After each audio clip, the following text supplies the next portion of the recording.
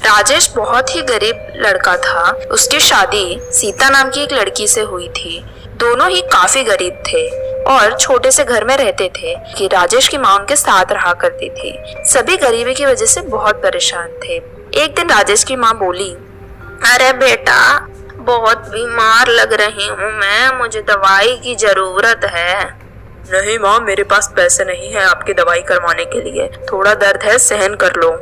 नहीं बेटा, अब दर्द सहन नहीं होता, कुछ कर तू, बस अब मुझे अस्पताल ले चल। मुझे माफ कर दो माँ, लेकिन फिलहाल मेरे पास पैसे नहीं है। सॉरी माँ। तो कोई जॉब ढूंढिए ना, यूँ घर पे बैठे बैठे कब तक चलेगा आपका?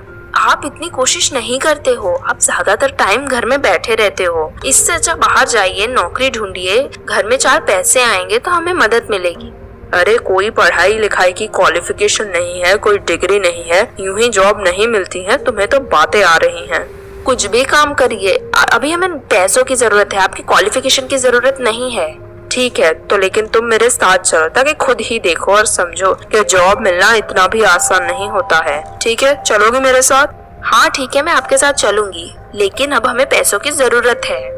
सीता की बातें सुनकर राजेश ऑफिस जाता है और अपने साथ साथ सीमा को ले जाता है। सीमा बाहर वेट करती है और राजेश अंदर जाकर इंटरव्यू देता है। हेलो सर, मैं यहाँ छोटी मोटी कोई भी जॉब करने को तैयार हूँ, बस आप हो सके तो मुझे कोई जॉब दे दीजिए। हमारे पास कोई नौकरी नहीं है। तुम्हें क्या लगता है तुम आ जाओगे और तुम्हें यूँ नौकरी मिल जाएगी? सर मैं कुछ भी कर सकता हूँ, जो भी आप बोलेंगे। हमें पैसों की बहुत जरूरत है, आप जो कहेंगे मैं सब करने को तैयार हूँ। चुपचाप यहाँ से चले जाओ। तुम जैसे दिन में 50 आदमी आते हैं, सबसे मिलूंगा तो मेरा दिन खराब होगा। सीता को जोर जोर से आदमी की आवाज सुनाई देती है और वो जल्दी से उठकर अपने पति के पास जाती है। और जैसे ही वो जो अंदर बैठा आदमी इंटरव्यू ले रहा था वो सीता को देखता है, उसे सीता पसंद आ जाती है और वो कहता है, अच्छा वैसे सोच रहा था कि हमारी कंपनी में एक छोटी सी नौकरी है, क्या करोगे तुम वो? हाँ हाँ सर, कोई दिक्कत नहीं है, कोई काम छोटा बड़ा नहीं होता, आप जो कहेंगे मैं वो करूँगा। हाँ लेकिन एक शर्त है, वो तुम्हें पूरी करनी पड़ेगी, तब जाकर तुम्हें नौकरी मिलेगी। बोलो, शर्त पूरी करोगे? हाँ सर, आप जो कहेंगे मैं वो सब करूँगा, आपकी सारी कंडीशन पूरी करूँगा, बस आप मुझे जॉब दे दीजिए। हाँ हाँ, ये सब कुछ करेंगे सर जी, जैसा आप कहेंगे, उसकी आप बिल्कुल चिंता मत करिए, मेरे पति बहुत मेहनती हैं। ठीक है, कल सुबह ऑफिस आ जाना, तुम्हें तुम्हारी शर्त भी बता दूंगा और तुम्हें तुम्हारा काम भी। जो पसंद आ जाए तो कह देना, तुम्हें नौकरी पर रख लूंगा। दोनों खुश होकर घर चले जाते हैं और घर जाके अपनी माँ को राजेश सब कुछ बताता है। ये सुनकर सास बहुत खुश हो जाती है। अरे वाह बेटा, ये तो बड़ी खुशखबरी है, आज तो तुम दोनों ने मेरा दिल खुश कर दिया। अरे वाह, मैं तो बहुत खुश हूँ। माँ जी, हमें नौकरी मिल गई, कल से राजेश जी जॉब जाएंगे, फिर घर में पैसे भी आने लगेंगे, हमारे गरीबी के दिन खत्म होने वाले हैं। माँ जी, हमारे अच्छे दिन आने वाले हैं। मैं तो इतनी खुश हूँ, मैं क्या कहूँ, मन तो कर रहा है मिठाइयाँ पूरे मोहल्ले में बांट दूँ। अगले दिन राजेश जब ऑफिस जाता है तब वो जाकर उसी आदमी से मिलता है और बात करता है।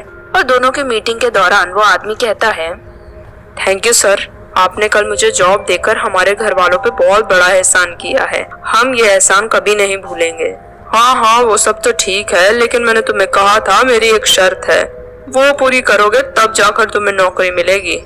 हाँ हाँ सर, कहिए क्या करना है, आपकी सारी शर्तें मानने के लिए तैयार हूँ मैं। अगर तुम्हें नौकरी चाहिए तो मुझे बदले में तुम्हारी बीवी चाहिए। कल मैंने देखा तुम्हारी बीवी बहुत सुंदर है, वो तुम जैसे आदमी के साथ रहे ये मैं देख नहीं सकता, तो तुम मुझे अपनी पत्नी दे दो और बदले में नौकरी ले लो। बोलो, तुम्हें शर्त मंजूर है? क्या मेरी बीवी? अगर नौकरी चाहिए तो तुम्हें अपनी बीवी मुझे देनी ही पड़ेगी, तब तुम्हें नौकरी मिलेगी। अगर बीवी नहीं दोगे तो नौकरी भी भूल जाओ, समझ गए? नहीं सर, मैं ऐसा नहीं कर सकता हूँ, वो मेरी बीवी है, मैं एक नौकरी के लिए उसका सौदा नहीं कर सकता। ठीक है, नहीं कर सकते तो कोई बात नहीं, फिर तुम्हारे लिए हमारी कंपनी में कोई जॉब भी नहीं है। चलो जाओ यहाँ से, मेरा टाइम वेस्ट मत करो। सर ऐसा मत करिए, हमें नौकरी की बहुत जरूरत है, हमारी फाइनेंशियल कंडीशन बहुत ज्यादा खराब है, प्लीज मुझ पर थोड़ी दया दिखाइए। अगर इतनी ही जरूरत है तो मेरी शर्त मान लो। आखिरकार तुम्हें तकलीफ क्या है? तुम्हें तो नौकरी मिलेगी, पैसा मिलेगा, ऐशो आराम की जिंदगी मिलेगी, मुझे बदले में बस तुम्हारी बीवी तो मिल रही है। बोलो। मंजूर है?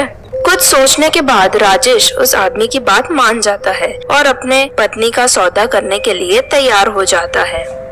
ठीक है सर, मैं आपकी शर्त मानने के लिए तैयार हूँ। आप मुझे नौकरी दे दीजिए और बदले में आप मेरी पत्नी ले लीजिए, लेकिन मुझे नौकरी दे दीजिए, मुझे नौकरी की बहुत जरूरत है। ठीक है, तुमने सही डिसीजन लिया है, बहुत अच्छा किया। चलो अब जाओ, कल आना और साथ में अपनी बीवी को लेके आना, समझ गए? फिर वो घर आता है और उसे देखकर घर में सीता और उसकी सास दोनों खुश हो जाते हैं और उसके आते ही उससे सवाल करने लगते हैं। आपका दिन कैसा गया और आपका इंटरव्यू कैसा रहा? जॉब मिल गई? आपने वो सब कुछ किया जो उन्होंने कहा आपसे?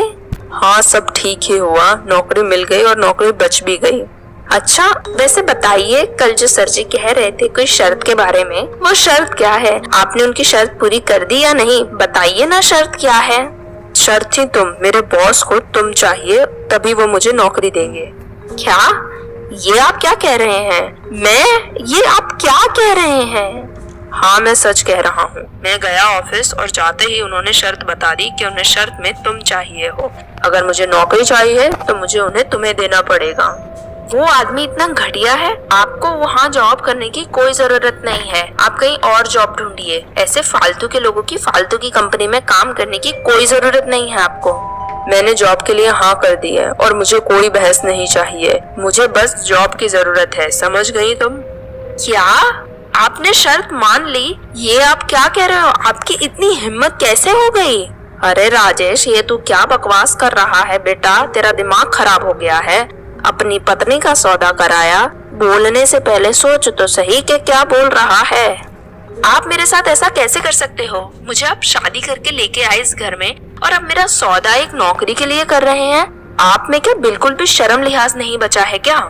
मुझे और इस परिवार को नौकरी की जरूरत थी ताकि घर में पैसे आए। तुम ही कह रही थी ना नौकरी कर लो, नौकरी कर लो।